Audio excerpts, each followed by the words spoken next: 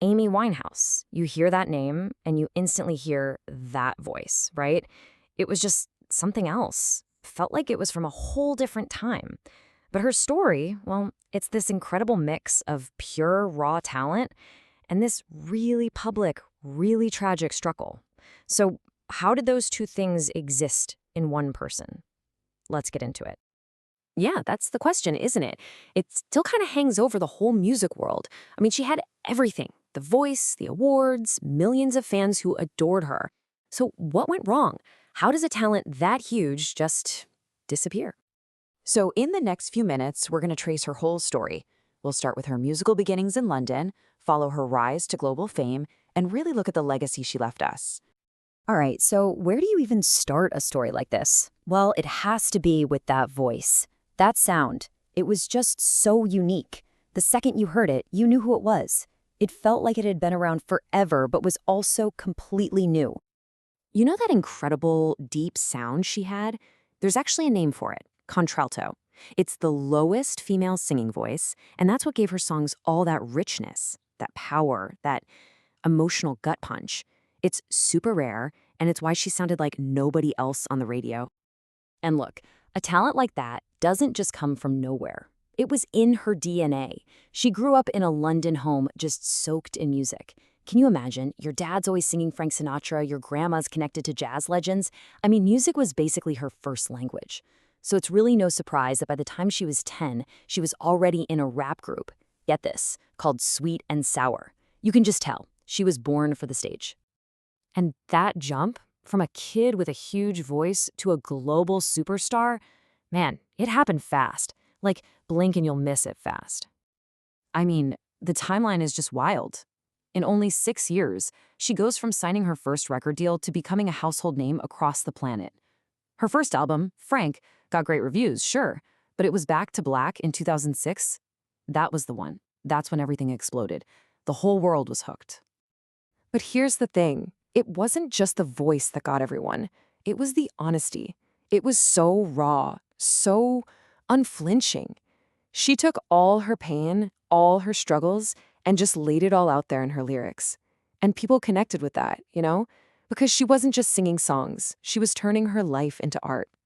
And it wasn't just the fans who felt it.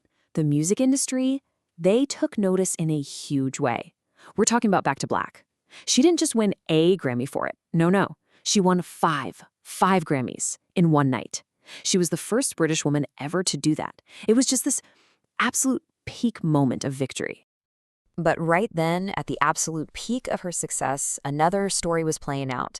A much darker one, right in front of the cameras. Her life really became this story of two extremes, didn't it? On one side, you've got these incredible artistic achievements, the 5 Grammys, the massive hits, everyone calling her a genius. And on the other side, you have this constant battle with addiction, a really chaotic marriage, and the insane pressure of the media watching her every move, waiting for her to slip up. And all that pressure, combined with her own personal demons, well, it all led to a tragic end that put her in a category no musician wants to be in. Then, on July 23, 2011, the news hit. Amy was gone. The official cause of death was alcohol poisoning. Just like that, the most soulful voice of a generation went silent. She was only 27, an age that has this chilling significance in the world of music. Her death meant she joined what people call the 27 Club.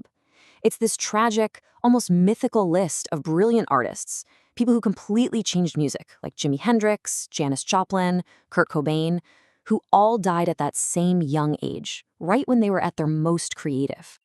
But even though her life was so short, the mark she left on music, man, it is absolutely undeniable. You can still feel it today.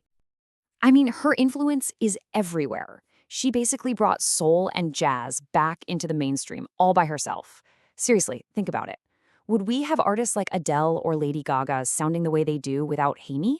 They've both said she was a huge inspiration. She kicked the door wide open for a whole new wave of strong, real female singers. And her story just keeps resonating, even now. That Oscar-winning documentary, Amy, brought her whole story, the good and the bad, to a brand new audience. It really cemented her place as more than just a singer. She's a true cultural icon, complex, and just unforgettable. So that kind of leaves us with a question, right? When you listen to her music now, what do you think about? The once-in-a-generation talent or the tragic story that came with it?